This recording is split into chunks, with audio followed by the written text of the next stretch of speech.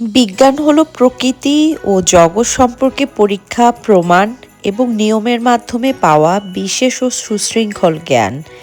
এটি কেবল কিছু তথ্যের ভাণ্ডার নয়, বরং নতুন কিছু জানার এবং তা যাচাই করার একটি ধারাবাহিক পদ্ধতি। আসসালামু আলাইকুম এভরিওয়ান। লন্ডনের পথে প্রান্তর থেকে আজকে আপনাদের সঙ্গে ঘুরে দেখব লন্ডনের বিখ্যাত সায়েন্স মিউজিয়াম। আশা করছি সবাই ভালো আছেন, আমিও আলহামদুলিল্লাহ ভালো আছি। লন্ডনের সায়েন্স মিউজিয়ামটি 1857 সালে প্রতিষ্ঠিত হয়। এটি প্রথমে সাউথ ক্যানিংস্টন মিউজিয়ামের অংশ ছিল এবং পরবর্তীতে 1909 সালে 26শে জুন এটি স্বাধীন জাদুঘর হিসেবে আত্মপ্রকাশ করে এবং 1909 সালেই এটি শিল্প ও বিজ্ঞান সংগ্রহ আলাদা হয়ে আনুষ্ঠানিকভাবে সায়েন্স মিউজিয়াম নাম ধারণ করে। এটি লন্ডনের সাউথ ক্যানিংস্টনের এক্সিবিশন রোডে অবস্থিত। লন্ডনের বিখ্যাত সায়েন্স মিউজিয়ামটি হল বিজ্ঞান, প্রযুক্তি এবং উদ্ভাবনের এক বিশাল ভাণ্ডার, যেখানে মানব সভ্যতার অগ্রগতির ইতিহাসকে প্রায় 3 লক্ষটিরও বেশি প্রদর্শনীর মাধ্যমে তুলে ধরা হয়েছে। সম্পূর্ণ মিউজিয়ামটি বেশ কয়েকটি তলা এবং গ্যালারিতে বিভক্ত। সায়েন্স মিউজিয়ামটিতে এটি বিশ্বের অন্যতম বৃহৎ চিকিৎসা ইতিহাস সংক্রান্ত গ্যালারি। প্রাচীনকালে চিকিৎসা যন্ত্রপাতি থেকে শুরু করে আধুনিক রোবোটিক সার্জারি ও ভ্যাকসিনের ইতিহাস এখানে নিখুঁতভাবে ফুটিয়ে তোলা হয়েছে। এই গ্যালারিটি ঘোরার সময় আসলে অনেক কিছুই চিন্তা করছিলাম, কারণ হচ্ছে এখানে পুরনো যে চিকিৎসা বিজ্ঞানকে তারা ফুটিয়ে তুলেছে সেটা দেখলে আসলে মনে হয় বিজ্ঞান কত দ্রুত এবং কত সুন্দরভাবে এখন এই আধুনিক বিশ্বকে তৈরি করেছে, যা আসলে মানুষের চিকিৎসা বিজ্ঞানকে সম্পূর্ণ পরিবর্তন করে দিয়েছে।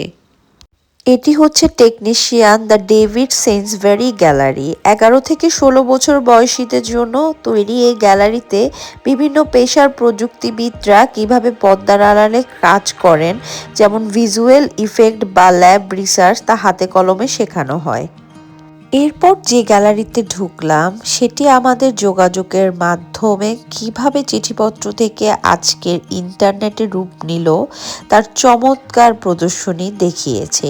প্রথম ট্রান্স আটলান্টিক রেডিও সম্প্রচার সরঞ্জাম থেকে শুরু করে প্রাচীন কম্পিউটার ও মোবাইল ফোন এখানে স্থান পেয়েছে।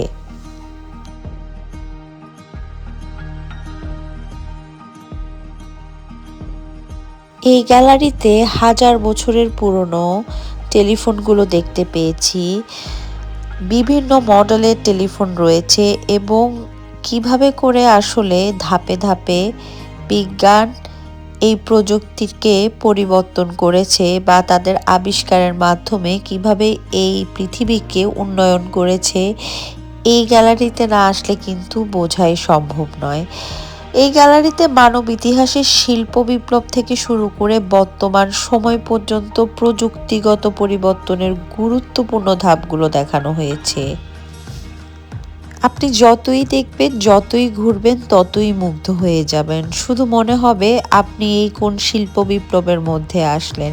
এত সুন্দর করে তারা আসলে বিজ্ঞানের সব দিকগুলো প্রদর্শন করেছে তাদের গ্যালারিগুলোতে। এটা আসলে নিজের চোখে না দেখলে বোঝা সম্ভব নয়।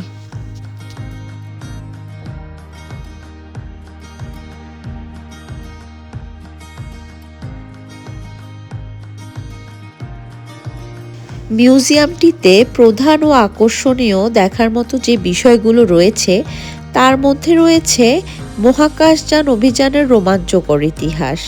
এখানে রয়েছে অ্যাপোলো 10-এর মহাকাশযানের কমান্ডো ক্যাপসুল থেকে শুরু করে বিভিন্ন কৃত্রিম উপগ্রহের মডেল, যা আসলে দর্শনার্থীদের জন্য অনেক বেশি রোমাঞ্চকর পরিবেশ তৈরি করে থাকে।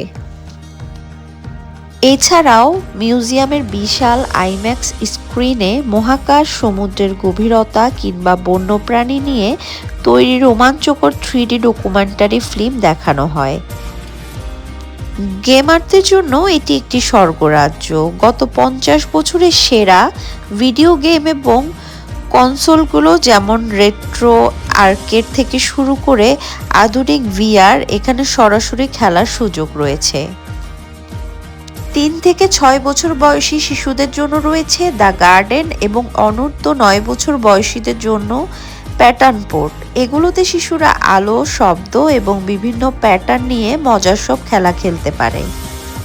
মিউজিয়ামটির ভিতরে ঘুরতে ঘুরতে আপনি যদি ক্লান্ত হয়ে পড়েন তাহলে রিফ্রেশমেন্টের জন্য এনার্জি ক্যাফে এবং দ্য ডেইনার সহ একাধিক ক্যাফটেরিয়া ও রেস্তোরাঁ রয়েছে। এছাড়া বিজ্ঞান সংক্রান্ত চমৎকার সব খেলনা ও বই কেনার জন্য একটি সুভিনিয়র শপও রয়েছে। লন্ডনের সায়েন্স মিউজিয়ামটিতে সাধারণ প্রবেশ সম্পূর্ণ ফ্রি, তাই আপনারা যদি কেউ এই সায়েন্স মিউজিয়ামটিতে ভিজিট করতে চান আগে থেকে কোনো ধরনের টিকিট বুকিং করার প্রয়োজন নেই এবং সেখানে গিয়েও কোনো ধরনের টিকিট বুক করার প্রয়োজন নেই। মিউজিয়ামটি ঘুরতে ঘুরতে বাড়ি ফেরার সময় হয়ে গেল। যাওয়ার আগে বলতে চাই, বিজ্ঞান আমাদের যুক্তিসঙ্গতভাবে চিন্তা করতে, প্রমাণ ও তথ্যের উপর ভিত্তি করে সিদ্ধান্ত নিতে এবং মহাবিশ্বের নিয়মগুলো বুঝতে শিক্ষা দেয়। বিজ্ঞান আমাদের জীবনের প্রতিটি ক্ষেত্রে অত্যন্ত গুরুত্বপূর্ণ কিছু জীবনমুখী শিক্ষা ও দক্ষতা প্রদান করে। যে কোনো ঘটনা দেখলেই তার পেছনের কারণ বা কেন এবং কিভাবে তা জানতে শেখায়। কোনো তথ্য প্রমাণ ছাড়া বা অন্ধভাবে বিশ্বাস না করে ডেটা ও লজিক যাচাই করতে শেখায়। যে কোনো জটিল সমস্যাকে ছোট ছোট অংশে ভাগ করে নিয়মতান্ত্রিক উপায়ে সমাধান করার কৌশল শেখায়।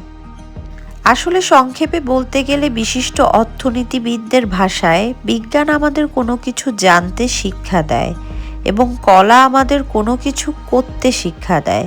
বিজ্ঞান আমাদের মনের কুসংস্কার দূর করে একজন সচেতন, আধুনিক ও মানবিক মানুষ হিসেবে গড়ে উঠতে শেখায় এবং চারপাশের প্রকৃতি ও জগৎ সম্পর্কে জানার আগ্রহ এবং কৌতূহলকে আজীবন বাঁচিয়ে রাখে। তো আজকে এখানেই শেষ করছি। সবাই ভালো থাকবেন। আশা করছি দেখা হবে পরবর্তী অন্য কোনো ব্লগে। আল্লাহ হাফেজ।